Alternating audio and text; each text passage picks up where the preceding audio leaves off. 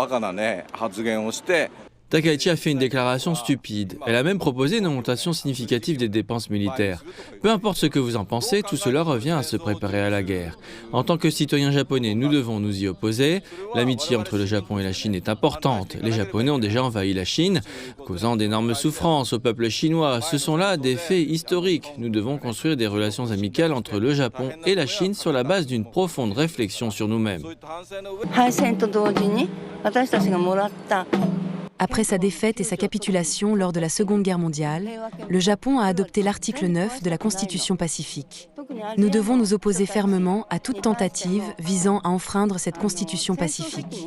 Pour les peuples d'Asie, il est inacceptable que le gouvernement japonais, après sa défaite et sa capitulation, ait non seulement occulté ses responsabilités dans la guerre, mais se soit également engagé dans une voie d'expansion militaire. Les propos de la première ministre japonaise ont également été critiqués par des observateurs du monde entier, qui avertissent que ces déclarations violent le droit international et mettent en danger la paix et la stabilité régionale.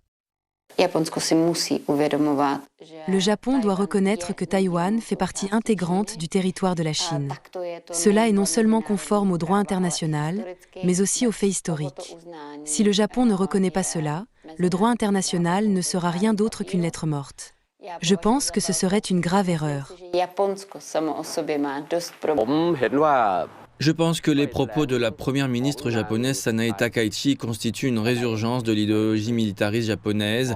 C'est quelque chose dont toutes les parties doivent se méfier. Il ne s'agit pas seulement d'une provocation gratuite contre les affaires intérieures de la Chine, mais c'est aussi une provocation flagrante contre l'ordre international établi après la Seconde Guerre mondiale.